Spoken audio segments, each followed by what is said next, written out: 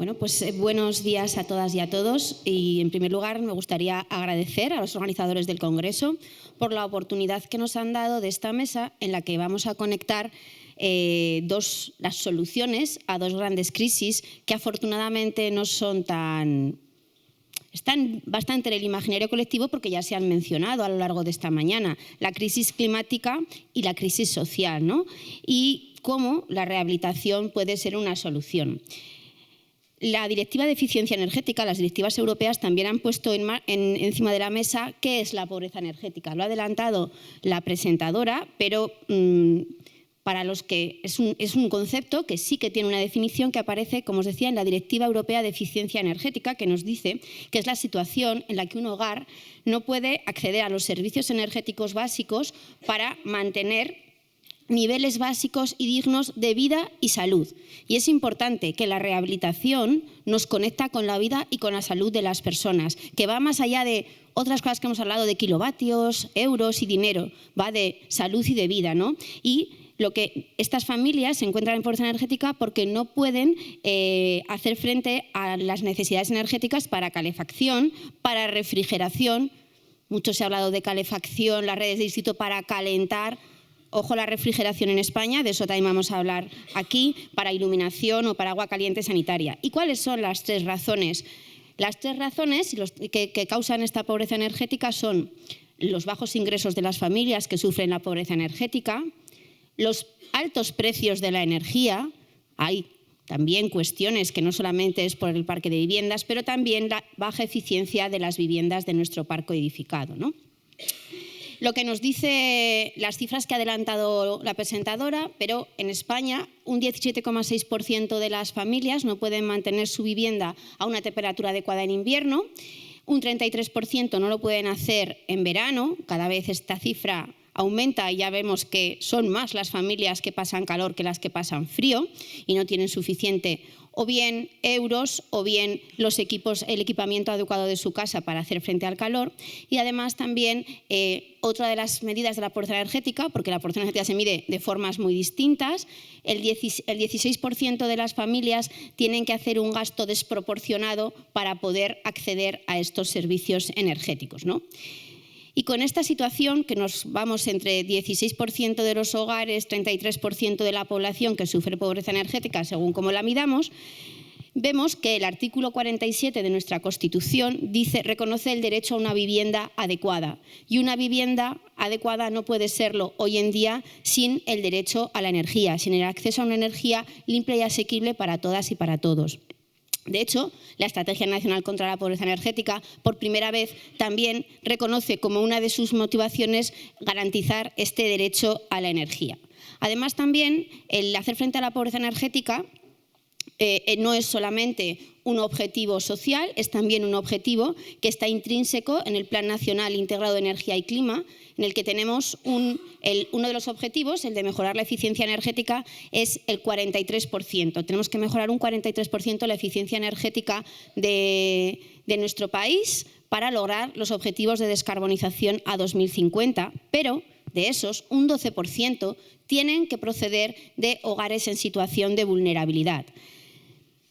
Vemos cómo cada vez se alinean más los objetivos sociales con los objetivos de descarbonización, de hacer frente al cambio climático, y también, por ejemplo, el Plan Nacional de Rehabilitación, que está el ARCE 2050, que está trabajándose actualmente, también reconoce que entre sus objetivos es muy importante el desarrollo urbano para favorecer este equilibrio territorial, la equidad social y reducir el impacto ambiental. Entonces, con todo esto vemos que las estrategias se alinean para hacer frente a la crisis social y la crisis ambiental, pero a día de hoy vemos cómo más del 50% de las viviendas de nuestro parque edificado fueron construidas sin criterios de aislamiento térmico, si no me equivoco, porque no soy arquitecta, antes de 1981, con lo cual algo tenemos que hacer, ¿no? Es muy importante que empecemos a implicar a las familias en situación de vulnerabilidad en este reto de la renovación de viviendas. Sobre todo porque, como decíamos, la pobreza energética afecta a la salud de las personas, afecta a la temperatura inadecuada en una vivienda, agrava las enfermedades cardiovasculares, las enfermedades respiratorias que afectan a las personas más vulnerables, como las personas mayores, el asma en los niños, la artritis. O sea, estamos hablando ya que no solamente afecta la pobreza energética a la economía doméstica de las familias, sino también a su salud. Pero no solamente a la salud física, también a la salud mental. Una familia, una madre que no puede hacer frente a las facturas, pues sufre de estrés, de ansiedad, porque no puede ofrecer a sus hijos y a sus hijas unas condiciones de vida adecuadas. Y también, aunque parezca como que es muy indirecto, también afecta a la educación de los niños. Un niño que no puede tener acceso a la energía para una buena iluminación de su hogar, para el uso de los dispositivos digitales tan necesarios, aunque bueno, podríamos seguir con los libros, que tampoco pasaría nada, que la buena falta nos hace también, ¿no? Pero bueno, sí que también afecta a eso. Entonces, vemos como la pobreza energética es una cuestión climática, es una cuestión de salud, es una cuestión de economía doméstica. Y además, una vez que hemos introducido estos conceptos, pues en esta primera ronda de preguntas a las compañeras me gustaría ver cómo se liga la pobreza energética a estos dos grandes temas que preocupan en España y a las soluciones, que son el acceso a la vivienda, que ya lo han mencionado algunos de los ponentes, Dolores y Fernando, y las olas de calor. En primer lugar, me gustaría que Andrea nos comentase un poco cómo ven ellos, cómo ven desde Provivienda todo lo que es cómo podemos hablar de rehabilitación de viviendas para el bienestar de las personas cuando lo económico lo eclipsa todo, ¿no? ¿Cómo podemos ir más allá en el acceso a la vivienda de solamente el precio? Gracias, Cecilia. Efectivamente, cuando hablamos de vivienda adecuada, en el concepto que nos traslada Naciones Unidas, hablamos de cuestiones como la asequibilidad de vivienda, que ahora mismo parece que es el foco de atención tanto en las políticas públicas, pero también en medios de comunicación y en las conversaciones que tenemos día a día bueno, pues con nuestros vecinos y vecinas, ¿no? Pero también la disponibilidad de servicios alrededor, la adecuación de la vivienda, y ahí incorporaríamos los conceptos de los que ha hablado Cecilia. Vemos también cuestiones como seguridad en la tenencia, accesibilidad, adecuación cultural y ubicación, ¿no?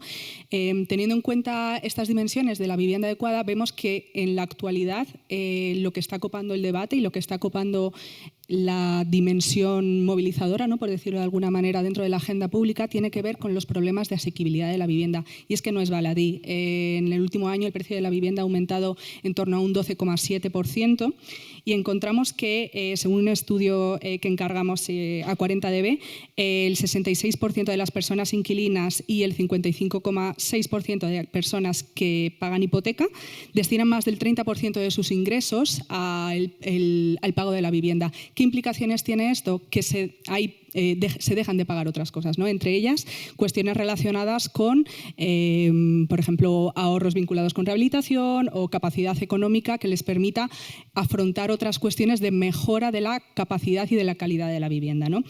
Este aumento de precio de la vivienda hace, sobre todo vinculado con el alquiler, vemos que 4 de cada 10 hogares se empobrece tras pagar el alquiler y que 5,5 millones de hogares en nuestro país están en una situación de exclusión residencial. ¿Qué implica? Que el problema de la vivienda en la actualidad está copado prácticamente con el problema de la asequibilidad. Dentro de todas estas dimensiones que nos traslada Naciones Unidas, el problema de la asequibilidad copa gran parte de los discursos y copa gran parte del debate con respecto al problema de la vivienda. Tanto que, de hecho, Dolores lo planteaba como uno de los grandes retos que tenemos que plantear en el sector de la edificación, ¿no?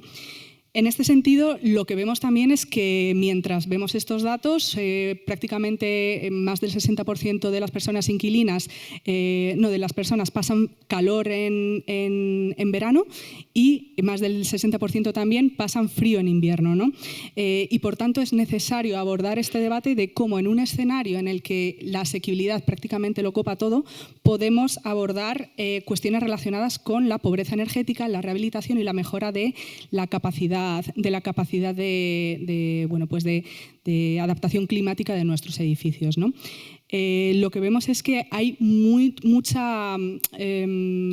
consenso con respecto a la necesidad de abordar las cuestiones energéticas y las cuestiones de calidad de la vivienda. 7 de cada 10 hogares estarían a favor de generar unas políticas que mejoraran la eficiencia energética de las viviendas y son conscientes del confort, pero lo que no tienen es capacidad de afrontar estos pagos y capacidad de afrontar estas rehabilitaciones sin un ecosistema general que impulse, sin un ecosistema de políticas que impulse estas propuestas, ¿no? Y aquí, ¿qué es lo que planteamos desde Provivienda? Bueno, pues hacer un análisis de cuáles son las intersecciones entre estas propuestas de mejora de políticas de asequibilidad y políticas de accesibilidad y la vivienda con respecto a intersecciones vinculadas con lo ambiental, ¿no? Que tiene que ver tanto con la mejora de la garantía de ingresos, con la mejora de la capacidad de afrontar estas situaciones, ¿no? Y que lo veremos en el Plan Social para el Clima, en la Estrategia Nacional de Rehabilitación, en el Plan Estatal de Vivienda, pero luego también estrategias vinculadas a movilizar la capacidad organizativa de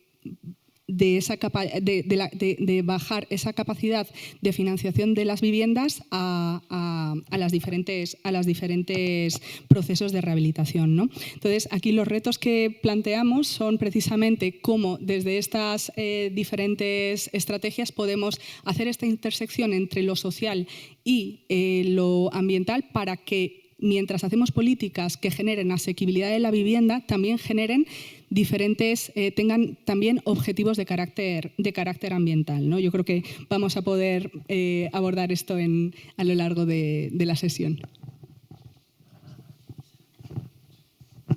Bueno, pues planteado uno de los problemas y algunas de las soluciones a esa asequibilidad de la vivienda, vamos a dar paso a otro problema que está acuciando mucho en España y que hasta ahora, pues la pobreza energética, hasta hace un par de años, siempre se unía a pasar frío, sobre todo porque era un concepto que venía del norte de Europa, pero esto ha cambiado. En España creo que cada vez más es otro concepto y por eso me gustaría que Carmen nos contase un poco más cuál es el fenómeno de la pobreza energética en verano y qué estrategias han estado ellas aplicando para hacerle frente.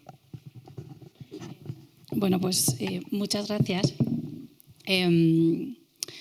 Sí, es verdad, como decías, Cecilia, que la pobreza energética es un concepto que tradicionalmente se ha vinculado al invierno, también porque quienes empezaron a estudiar que había hogares que no podían hacer frente a sus gastos energéticos, pues fueron países como Inglaterra, ¿no? Y entonces, claro, en estos países el principal problema es las necesidades de calefacción. Cuando empezamos a ver en España, en los países del arco mediterráneo, a qué nos estamos enfrentando, pues estamos viendo un incremento de temperaturas sostenido por el cambio climático y un incremento en la frecuencia y duración de olas de calor. Si bien cuando se empieza a estudiar la pobreza energética se vincula la razón fundamental son los impactos en salud de las personas. Antes Fernando Prats también ha hecho referencia, ¿no? Cuando hablamos de la crisis ambiental, estamos hablando de una crisis de salud humana y eso es lo que nos importa, ¿no? Y lo que nos trae hoy aquí. Bueno, pues bien, este incremento de olas de calor ya vemos y ya cada vez más en los telediarios en verano nos van haciendo más conscientes de los impactos en salud, de los golpes de calor y de muertes asociadas a esas altas temperaturas. Entonces, en este contexto, desde hace unos años empezamos a plantearnos que a la hora de trabajar en pobreza energética en un país como España, teníamos que empezar a incorporar estas necesidades de verano, que siempre yo creo que han estado infravaloradas, ¿no? Y me decía hace tiempo una compañera, dice, tenemos muy normalizado llegar un día al trabajo en verano y decir, esta noche no he dormido nada del calor.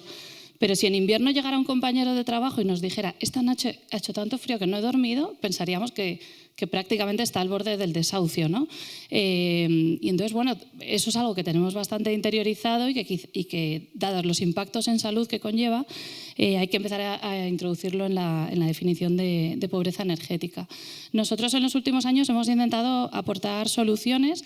Lo primero es incorporar soluciones, por supuesto, que contemplen el calor en la rehabilitación de edificios. Estamos ahora trabajando con el Ministerio de Vivienda en un catálogo de soluciones innovadoras de sistemas constructivos para la rehabilitación Y lo que insistimos es que hay vida más allá de la protección solar, ¿no? Hay muchas más estrategias bioclimáticas que incorporar en los edificios o que recuperar o que aprovechar en los edificios para mejorar su comportamiento durante los meses de verano. Bueno, como nota, dado que estamos hablando de salud, participando en los grupos de trabajo del Pacto de Estado por la Emergencia Climática, me sorprendía ver que el Ministerio de Sanidad tiene muy claro que hay que incorporar aire acondicionado en las viviendas y que va a ser un factor clave. Y entonces, bueno, pues tendremos que empezar a pensar los hogares vulnerables si van a tener aire acondicionado, si vamos a promover una instalación de aire acondicionado. Para lo cual a mí se me ponían un poco los pelos como escarpias de pensar, bueno, vamos a adaptar primero estos edificios y luego veremos qué necesidades hay de aire acondicionado, ¿no? Porque claramente quien no puede encender la calefacción tampoco puede encender el aire acondicionado y no sé si esto va de estar entretenidos con otra vez más un bono social, ¿no? para el verano. Más soluciones que planteábamos, bueno, pues estamos en un congreso de rehabilitación y veníamos a complejizar un poco más el problema, ¿no? Ya sabéis que en las ciudades hay un incremento de temperaturas con respecto a la periferia por el efecto de isla de calor y entonces ya no podemos pensar solo en rehabilitar edificios y mejorar su comportamiento frente al verano, sino que hay que trabajar sobre las ciudades para bajar esas altas temperaturas que se producen en verano y que en muchas ciudades, como el caso de Madrid, por ejemplo, nos impide aprovechar una estrategia básica del clima mediterráneo, que es la ventilación nocturna. Y entonces, claro, esto apela a las administraciones públicas a trabajar de manera global en esas intervenciones de rehabilitación, pensando en reducir temperaturas urbanas, no solo para mejora del bienestar de viandantes, por así decirlo, sino porque mejoraremos las temperaturas a las que se van a enfrentar los edificios para conseguir refrigerarse y conseguir disipar calor. Bueno, pues es verdad que los planes que tenemos encima de la mesa para que cruzan o que están en la intersección entre la rehabilitación de viviendas y la pobreza energética, pues son varios. Y más o menos en todos sí que se está valorando cómo estas soluciones. Tenemos el Plan Social para el Clima, que son 9.100 millones que van a venir de Europa, en el que los colectivos son dos sectores a los que se van a destinar ese dinero, el transporte y los edificios, y concretamente tiene que ir el dinero a las familias más vulnerables, a los colectivos vulnerables en pobreza energética y en transporte.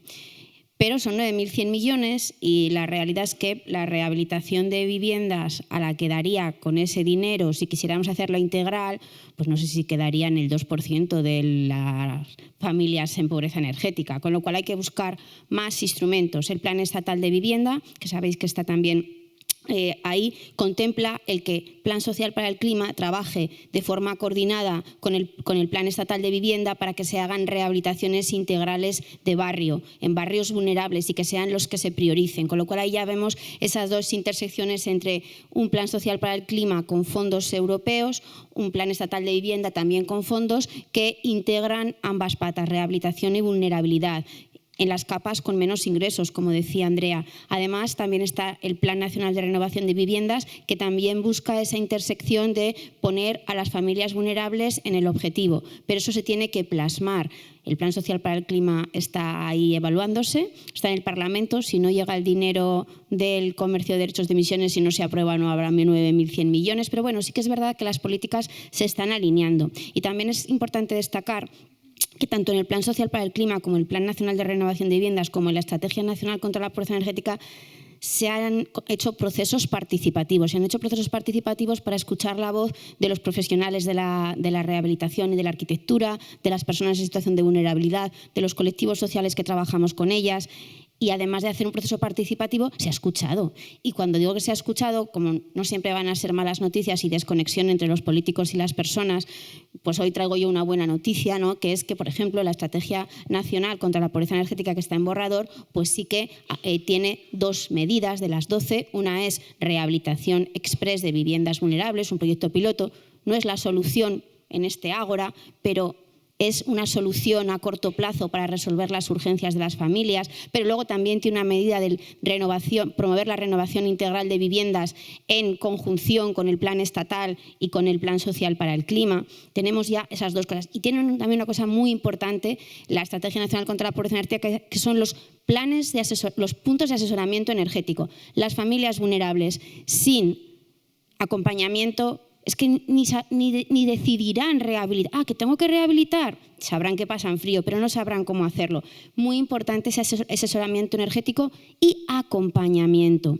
También, en ese sentido, en la medida de rehabilitación express hay una cosa buena que se debería hacer extensiva también a los planes de renovación de viviendas más integrales, y es que las ayudas para los colectivos vulnerables no lleguen directamente a ellos, que puedan estar gestionadas por las entidades locales, muchos presentes los que estáis aquí, o también las entidades sociales, para evitar toda la burocracia a las familias más vulnerables. Con lo cual vemos como hay tres planes que se están alineando con tres cuestiones que ya venían siendo muy demandadas por la sociedad civil y que están incorporadas en las estrategias, pero ahora vamos a dar paso un poquito más a cómo hacer estas políticas, ¿no? Me gustaría que Carmen nos indicase un poco cómo podríamos medir el impacto de estos programas de renovación de viviendas en la acción contra la pobreza energética, porque os voy a dar un detalle, y es que en el PRTR se han dado fondos y nos ha ayudado a renovar viviendas. Hemos pasado a 60.000. ¿Cuántas han ido a familias en situación de vulnerabilidad? Pues hemos llamado a las comunidades autónomas, hemos preguntado ¿cuántos fondos habéis dado a familias vulnerables? Pues de todos los fondos que se han dado, si acaso un 1%, un poco en alguna comunidad, así en términos muy coloquiales, no menos del 1% ha llegado a familias en situación de pobreza energética, a pesar de que podían recibir el 100% casi de la financiación. Con lo cual, hay que repensar la política. ¿Qué indicadores necesitaríamos para poder medirlo? Bueno, yo creo que eso es una mala praxis común, que es la falta de evaluación de las intervenciones que se hacen, ¿no? De las intervenciones que se hacen en rehabilitación, de evaluar de verdad si hemos mejorado la vida de esas personas. Si son proyectos europeos, como siempre nos piden justificar muy bien todo, pues sí, siempre hay una evaluación. Pero yo creo que hace falta también incorporar la noción, y ojo, hay determinadas agencias de vivienda pública que se toman esto muy en serio y lo hacen muy bien, ¿no? No es una mala praxis homogénea. Pero sí que creo que hace falta evaluar los casos de éxito, evaluar para poder también generar conocimiento dentro del sector, ¿no? No sabemos... aquí lo siento, pero tengo que meter el tema de los certificados energéticos, por ejemplo, ¿no? Que son la base para acceder a las ayudas. Hace tiempo, junto con Ecodes, hicimos un trabajo en el que nos planteábamos desde una mirada de preocupación hacia las situaciones de pobreza energética, que no sabemos qué capacidad de bienestar tiene un edificio con calificación energética A, no sabemos cuántas horas en bienestar va a proveer a sus ocupantes. Y esto parece un poco flagrante, ¿no? Y sobre todo cuando la vocación de los certificados energéticos en su inicio era ser un instrumento de comunicación para el consumidor final, al cual le estamos diciendo, no, es que tu vivienda consume 50 kilovatios hora metro cuadrado de energía final no renovable, y más o menos el consumidor final se queda igual, ¿no? Sabe medir, pues como los electrodomésticos, una A, una B, una C, pero no sabe cuánto confort va a tener en esa vivienda, no sabe si no enciende la calefacción, qué capacidad de bienestar va a tener, ¿no? Entonces, yo creo que esto es clave y hay una cierta desconexión, sobre todo en hogares que no consumen, ¿no? Yo siempre digo que en realidad los pobres energéticos están descarbonizados. Entonces, hay que ampliar un poco la mirada del para qué, de esa crisis de salud pública, de que queremos mejorar sus condiciones de bienestar en la vivienda. Entonces, propondría una medición global. Cecilia, tú has participado en el informe que se ha hecho desde el IDAE, pero es necesario saber si las intervenciones que estamos haciendo están teniendo un efecto rebote, porque es verdad que en las situaciones de pobreza energética también se ha comprobado en los proyectos que hemos hecho es que la gente paga facturas de 20 euros. ¿Qué pagas con 20 euros en la factura de la calefacción? Entonces, si son edificios que se rehabilitan, normalmente hay un efecto rebote en el cual esa familia sigue gastando los 20 euros que podía, pero ya no pasa frío, ¿no? Y entonces esto, pues hay una falta de evaluación tanto de saber si se está ahorrando energía, si se está mejorando el bienestar y a dónde, bueno, cuál es el impacto real que están teniendo estos programas. Añadiría 2 indicadores, pues cuántas viviendas en pobreza energética se han rehabilitado, ¿no? Un indicador básico, y no solamente, pues eso, no solamente si han pasado de A a B, sino si han mejorado su calidad de vida. O sea, 2 indicadores bastante adecuados a la pobreza energética. Y hay que medirlo y hemos visto que no llega. Entonces, ¿por qué no llega? Andrea, ¿qué barreras crees tú que hay para la renovación de viviendas y para el acceso a la vivienda? ¿Y qué soluciones o qué barreras hay y cómo deberían hacerles frente el Plan Social para el Clima, el Plan Estatal, etcétera? Bueno, me quiero sumar al tema de los indicadores, o sea, solamente porque lo sabemos todo, por ejemplo, de los coches, ¿no? O sea, identificamos, tú cuando ves un coche sabes si tiene seguro o no, sabes cuánto emite, o sea, sabes si es eléctrico o no. En cambio, con las viviendas no somos capaces de saber, vemos en un edificio y no somos capaces, las autoridades no son capaces de saber si una vivienda está vacía o no, cuál es su certificado de eficiencia energética.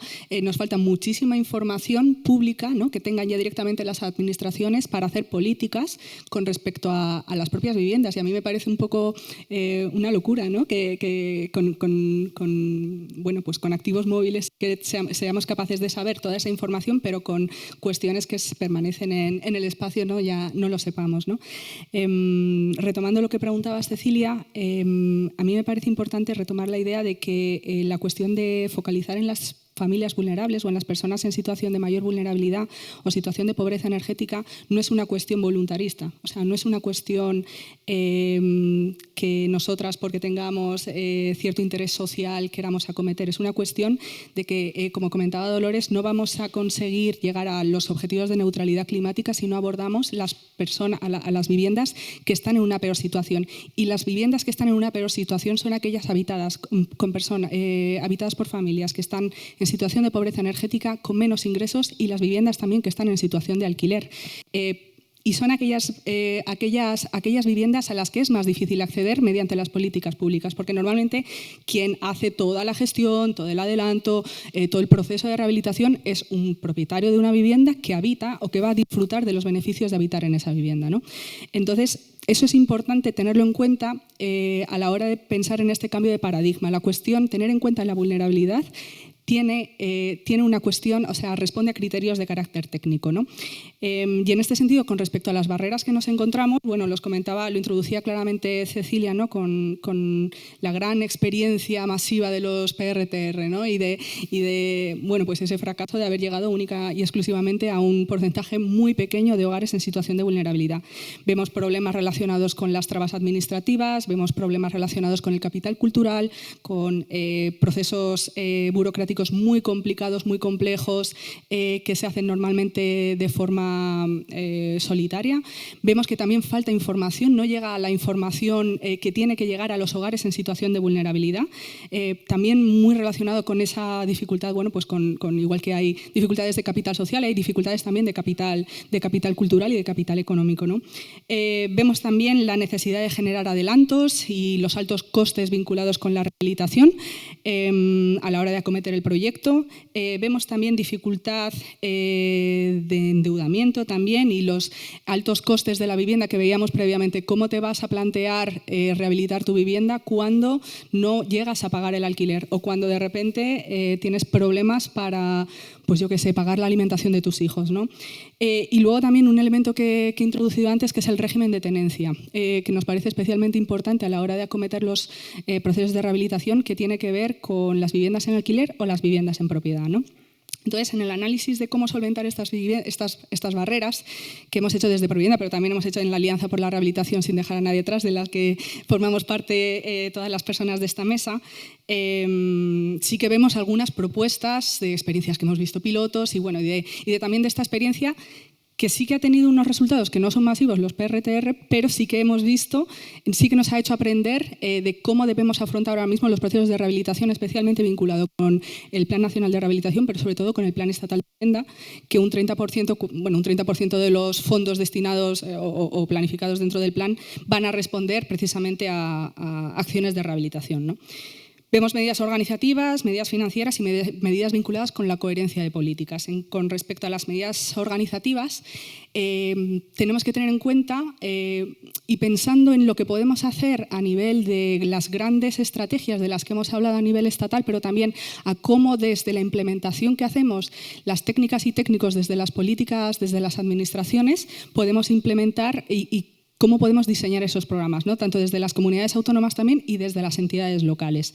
Existen figuras organizativas como las de agente rehabilitador, que está incorporado en el Plan Estatal de Vivienda, ¿no? Que tendría que poner también foco en lo social, bien sea por su fórmula jurídica o bien sea por el acompañamiento y el foco a las personas que están en situación de vulnerabilidad. Es una grandísima oportunidad la figura de agente rehabilitador para que lo desarrollen también entidades sin ánimo de lucro que tengan en cuenta esta vinculación con las organizaciones y con las personas en situación de vulnerabilidad, porque son las entidades sin ánimo de lucro, y eso lo saben claramente los servicios sociales municipales, las que más vinculación tienen con la ciudadanía de pie, ¿no? Vemos también que la participación de las entidades sin ánimo de lucro a la hora de generar, por ejemplo, ingresos o a la hora de generar ayudas para que sean ellos los que fomenten precisamente esa capilaridad con respecto al acceso de las ayudas aparte a las familias, podría ser una buena medida para garantizar esa capilaridad, no la falta de fondos, sino que esos fondos lleguen a las familias que están en situación de vulnerabilidad. Vemos también que las oficinas de vivienda pueden ser una solución muy interesante para afrontar tanto los problemas de vivienda como los problemas pero los problemas de vivienda en un sentido amplio. Hablamos de los problemas de asequibilidad, de información, de régimen de tenencia, ¿no? Las cuestiones que hemos visto previamente que planteaba Naciones Unidas. Estas oficinas de vivienda, desde una dimensión local, podrían acercar a personas que tienen problemas con vivienda y podrían además ser una fuente de información hacia otros temas. Es decir, yo voy a esta oficina porque tengo un problema con mi contrato de alquiler, pero me generan información sobre ayudas concretas para la rehabilitación, ¿no? Pueden ser también elementos que permitan captar a las personas que están en situación de vulnerabilidad para el acceso a estas ayudas, ¿no? Yo creo que en un contexto también como Castilla y León, en el que hay una dimensión rural muy importante, puede ser interesante darle una vuelta a estas oficinas de vivienda, que sean oficinas itinerantes, que sean las oficinas las que se acerquen a la ciudadanía y no la ciudadanía la que se acerquen a las oficinas. Esto lo hemos aprendido en la DANA. En Provivienda hemos puesto un programa piloto muy concreto en el que era una oficina de vivienda itinerante que ayudaba y que iba moviéndose por los diferentes municipios, ayudando en la tramitación y en la gestión de las diferentes ayudas en los diferentes municipios afectados por la riada, y es una propuesta interesante de cara a la implementación y que no tiene un coste excesivamente alto. Y luego ya, yendo a las propuestas vinculadas con la financiación, pues planes integrales de barrio para la rehabilitación, que incluyan mediación comunitaria, acompañamiento social, o esta dimensión más de generación comunitaria de las propuestas, una reserva de un porcentaje de las ayudas a la rehabilitación a personas en situación de vulnerabilidad. Desde la Alianza por la Rehabilitación, sin dejar a nadie atrás, hablamos de un 30% de las ayudas a la rehabilitación. Una financiación adecuada que implique, por ejemplo, que plantee anticipos o que incorpore figuras como el endoso, que es algo que, por ejemplo, en el Ayuntamiento de Barcelona se desarrolla, ¿no? Que es que sea directamente la empresa, la administración que paga a la empresa que va a acometer las obras de rehabilitación, en vez de a la familia, para evitar esa generación de trámites, y una buena definición también de vulnerabilidad, ¿no? Que considere ingresos, pobreza energética y régimen de tenencia. Luego, ya para terminar, sí que me gustaría hablar de una política muy concreta que nos parece muy interesante desde Provivienda para vincular esos objetivos sociales y esos objetivos de carácter ambiental, que son las bolsas de vivienda en alquiler asequible. Estas bolsas de vivienda en alquiler asequible focalizarían en aquellas personas a las que es tan difícil acceder, que son las personas que viven en alquiler, y esas viviendas, sin generar efectos inflacionistas, ¿no? Que son el tema de la gentrificación verde, es una de las grandes preocupaciones que tenemos, yo creo que como sociedad también, ¿no? En este caso sería interesante, en este modelo, lo que se plantea es que las personas propietarias puedan alquilar a un 20, un 30% la vivienda por debajo de precios de mercado, y lo que se hace es facilitar a personas inquilinas que tienen dificultades a acceder a una vivienda, a acceder a esa vivienda, pues bien sea tienen problemas o por garantías de ingresos o por discriminación o simplemente por la altísima competitividad de vivienda que encontramos hoy en día en el mercado del alquiler, ¿no? Entonces, en ese caso, nuestra propuesta es vehicular determinadas ayudas de alquiler a partir de las bolsas de vivienda de alquiler asequible, evitando aumentar precios de vivienda en alquiler y utilizando las ayudas de la rehabilitación como incentivos a la captación de vivienda, lo cual es un win-win y resulta muy interesante porque al final nos salimos de esta polarización que pone casi en oposición, ¿no?, a propietarios e inquilinas, y se genera una colaboración virtuosa, por decirlo de alguna manera, cumpliendo objetivos sociales y cumpliendo objetivos de carácter ambiental. Esto no es baladí, esto se hace en Barcelona, esto se hace en Euskadi y se hace también en Navarra. Entonces, bueno. Muy bien. Pues, Carmen, me gustaría que desde tu punto de vista pudieras, más barreras que hayáis detectado vosotras, sobre todo como experta en el Hypocrite Advisory Hub o cualquier otro aporte que quieras hacernos a la mesa. No, bueno, vamos, yo creo que Andrea ya ha planteado una buena radiografía. Sí que me voy a saltar tu pregunta y sí me gustaría dejar como una idea flotando encima de la mesa que tiene que ver, que es la visión de la intervención desde lo colectivo y muy vinculado a la adaptación al cambio climático, ¿no? Antes he comentado esa necesidad de trabajo en el espacio urbano. Y a lo mejor alguien se ha asustado también cuando ha dicho, ojo, esta tía no quiere que pongan aire acondicionado, ¿no?, y que la gente se muera de calor. Bueno, por matizar un poco este aspecto, la defensa un poco es que la intervención y la adaptación de las viviendas y los barrios debe de hacerse desde lo colectivo. Creo que el reto que tenemos es tan grande que tenemos que cambiar un poco la mirada. Nosotros hablamos de pasar de espacios homotérmicos, que era esa idea en la que todas nuestras viviendas están a la misma temperatura, a, bajo este escenario de escasez de recursos y de eficacia de recursos, ir a espacios heterotérmicos, ¿no?, unos espacios premium de confort en los que desarrollar determinadas actividades y de concentración de recursos, y otros espacios pues, donde no es tan necesario estos niveles de bienestar.